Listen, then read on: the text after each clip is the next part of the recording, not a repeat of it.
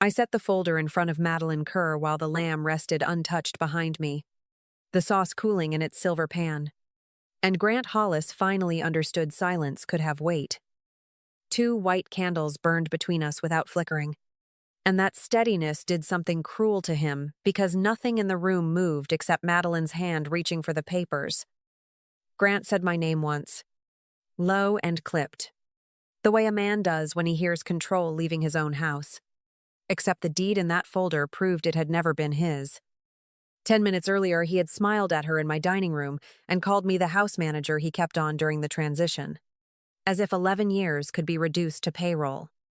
Madeline had accepted that lie without blinking, still standing there in her cream coat with the appraisal eyes, taking in the moldings, the cellar door, the restored leaded glass. I remember that part clearly because she did not look confused or embarrassed when he erased me, only satisfied, which told me exactly how long she had expected this house to become hers. So I did not correct him in the moment, because the correction was already indexed, copied, and waiting inside a dark blue folder with my trust documents on top. I crossed back from the kitchen with the linen towel still folded over my wrist, set the papers before her instead of him, and told her quietly to read before transferring another $1. She looked down first at the property records, then at the capital memo, then at the page showing the pending divorce filing, and the color left her face in clean stages.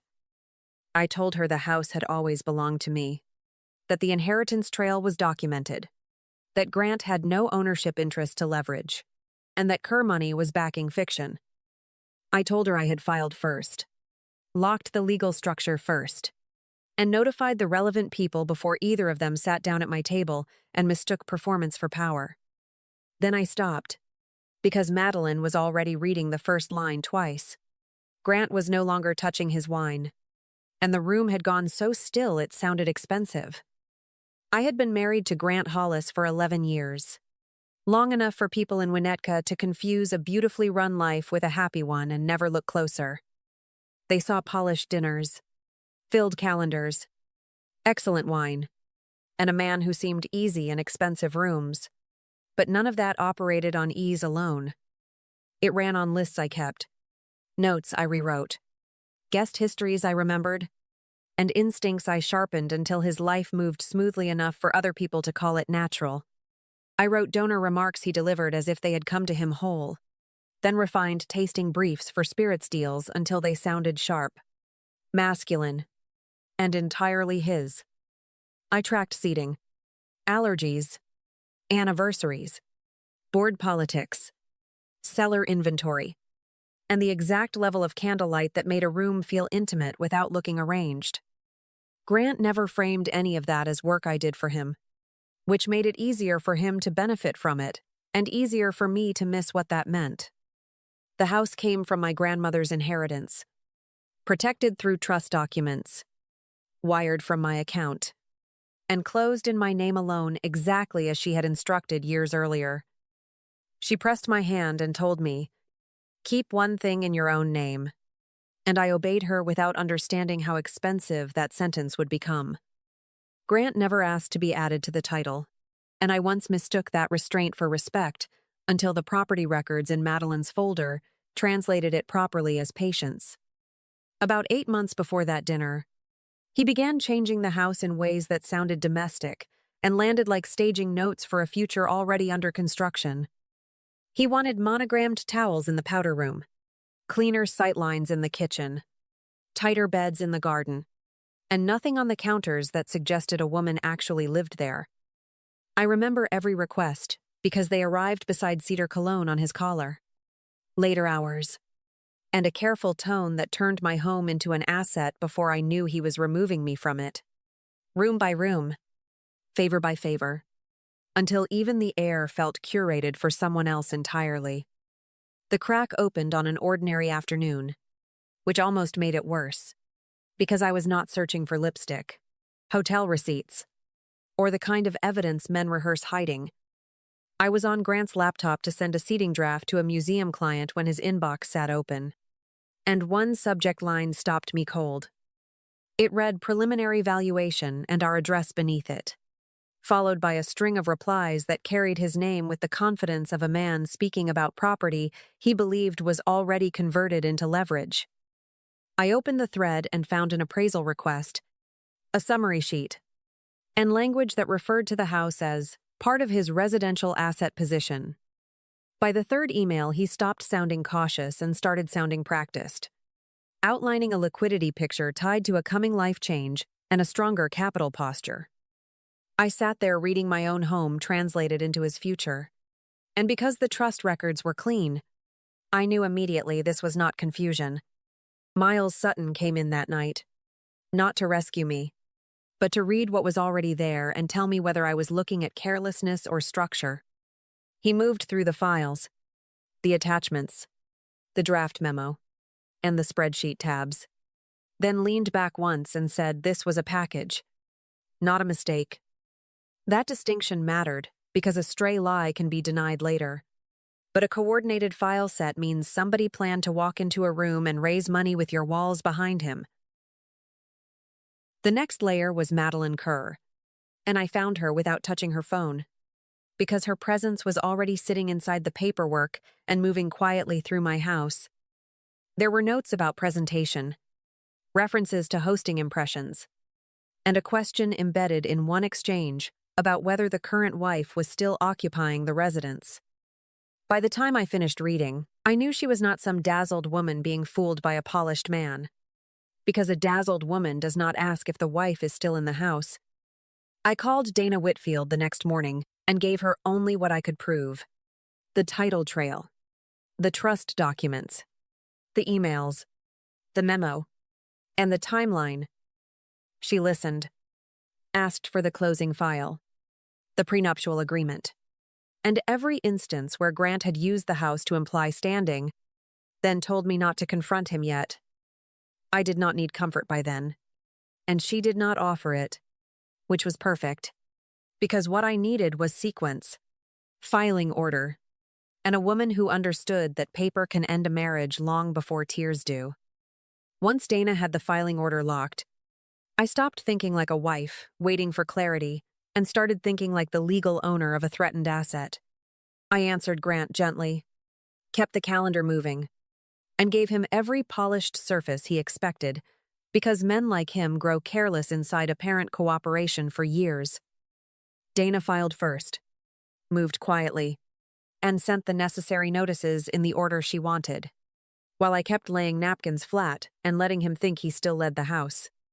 Wesley Kerr received the abbreviated packet before the dinner was even scheduled, which meant the money Grant was counting on had already begun stepping backward without knowing it.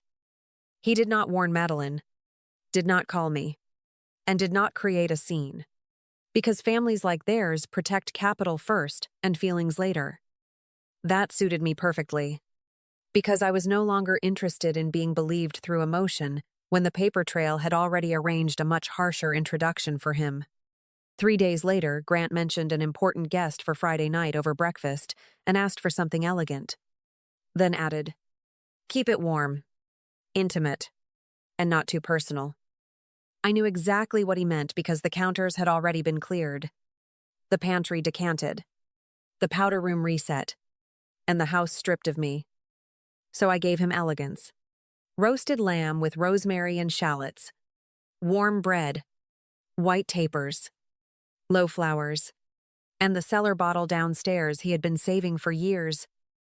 I ironed the linen napkins that afternoon, polished the silver, clipped the garden roses myself, and placed the blue folder in the kitchen drawer beside the serving spoons. Grant came home in the cedar cologne again, loosened his tie, looked around once, and smiled at the room as if my labor had finally learned obedience at last. When the bell rang, Madeline entered in winter cream and soft gold, and she walked through my foyer with the calm of a woman inspecting inventory she expected to inherit. Grant took her coat, touched her elbow, and used that smooth public voice to say, "Eden keeps everything running for now. She knows the house better than anyone." Madeline accepted the lie without looking at me, and that acceptance landed harder than the lie itself because it confirmed she had rehearsed this room with him too. I smiled, returned to the kitchen, opened the drawer, and wrapped my hand around the folder while the sauce reduced. The candles burned steady, and the trap closed. I carried the folder back into the dining room, with the linen towel still folded over my wrist, set it in front of Madeline, and told her, "Read this before you move another dollar." Grant half rose from his chair and snapped my name like the sound alone could stop paper. But I kept my hand flat on the folder until she opened it. The first page showed the title history, the trust ownership, and the purchase trail from my grandmother's inheritance, which meant the room changed before either of them spoke again. Madeline read fast at first, and slower when the second page named me as sole owner, and the third attached Grant's valuation email describing my house as leverage. I watched her eyes stop at the phrase residential asset position, then move to the draft capital memo, then return to my name again as if ownership might change. Grant tried for composure and said, "Eden, whatever performance this is, we can discuss it privately." But then there was nothing private left once his lies had been printed.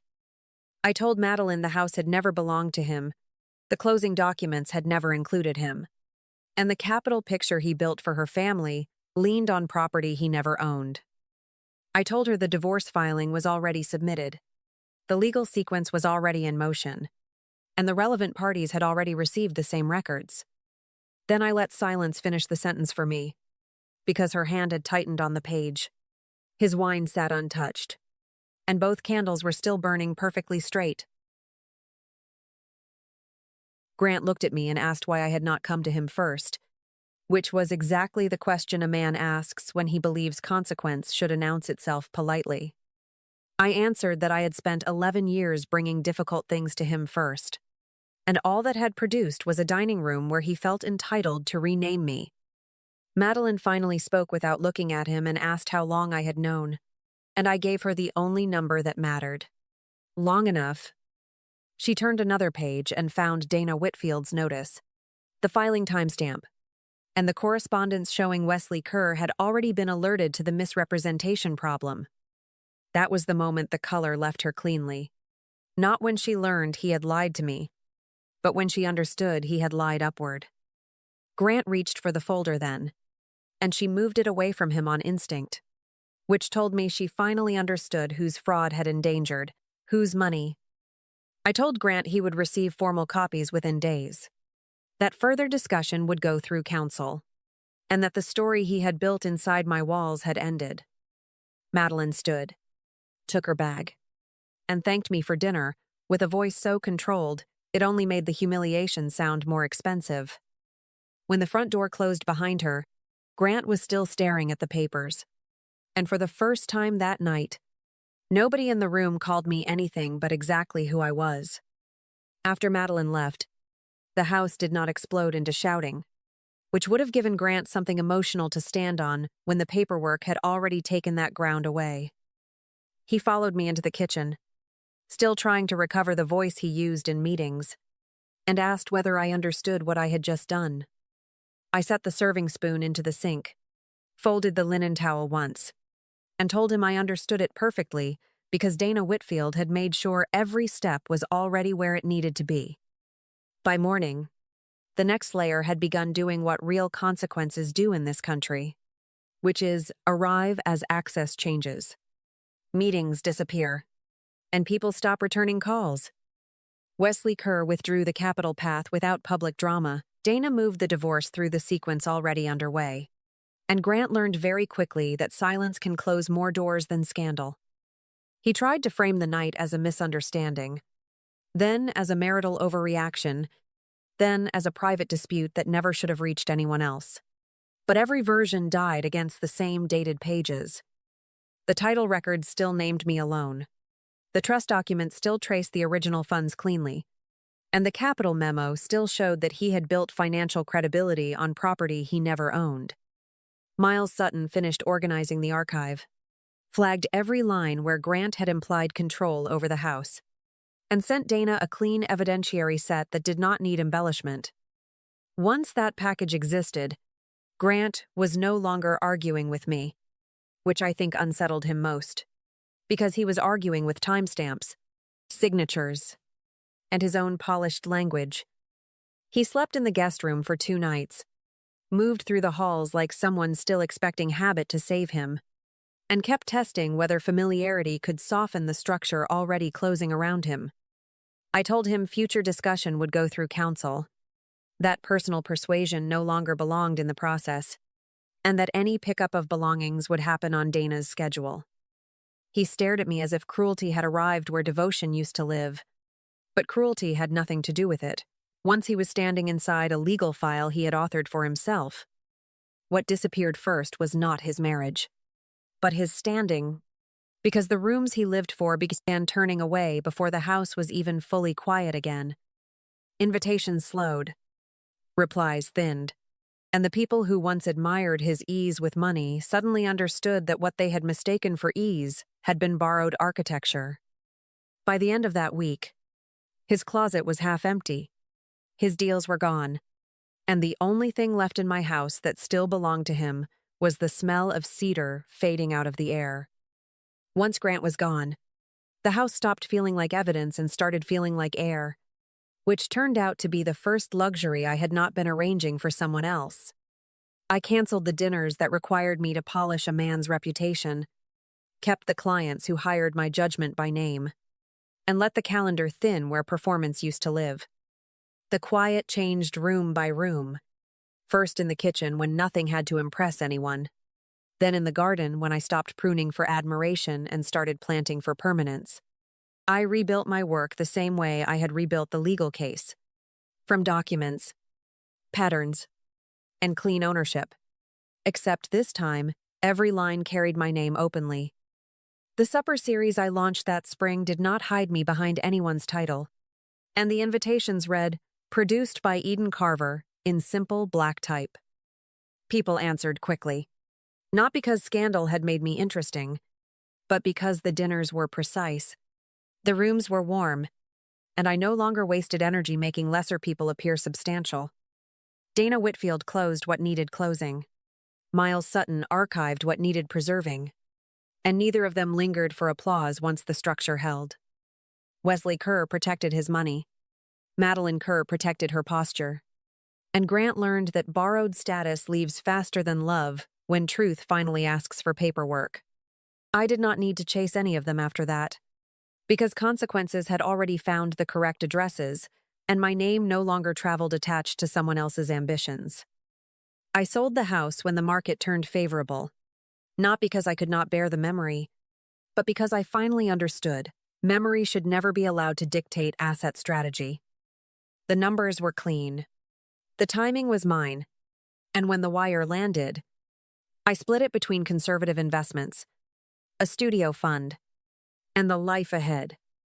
My grandmother had told me to keep one thing in my own name, and I smiled signing the final documents because she had been right in a way youth can only understand late. Months later, I walked into another donor room under my own contract, wearing black silk, carrying no one's secrets, and watching people greet me before they scanned the room for power. Grant was there too, farther back than he would once have tolerated, speaking carefully to men who used to wave him closer, and nobody bothered bridging the distance.